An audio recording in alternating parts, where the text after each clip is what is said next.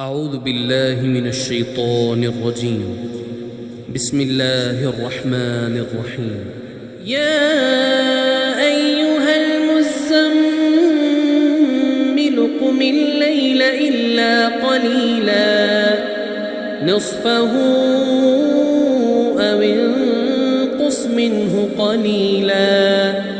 أو زد عليه ورتل القرآن ترتيلا إنا سنلقي عليك قولا ثقيلا إن ناشئة الليل هي أشد وطئا وأقوم قيلا إن لك في النهار سبحا طويلا واذكر اسم ربك وتبتل إليه تبتيلا رب المشرق والمغرب لا إله إلا هو فاتخذه وكيلا واصبر على ما يقولون واهجرهم هجرا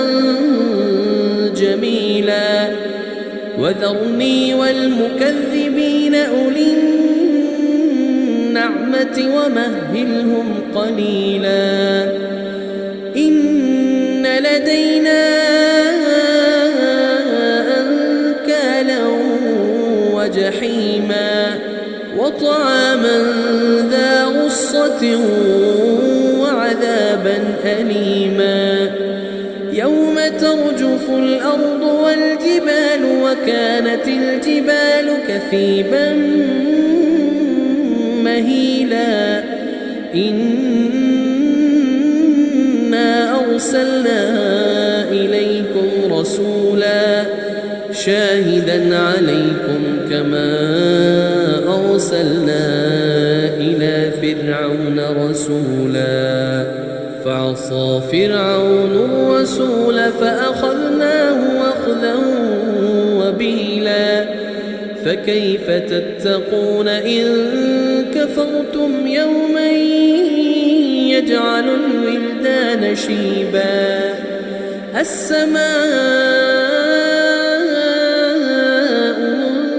منفطر به كان وعده مفعولا إن هذه تذكرة فمن شاء اتخذ إلى ربه سبيلا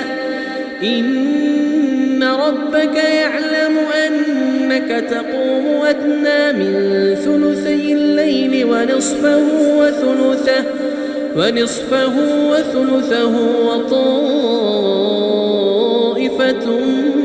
من الذين معك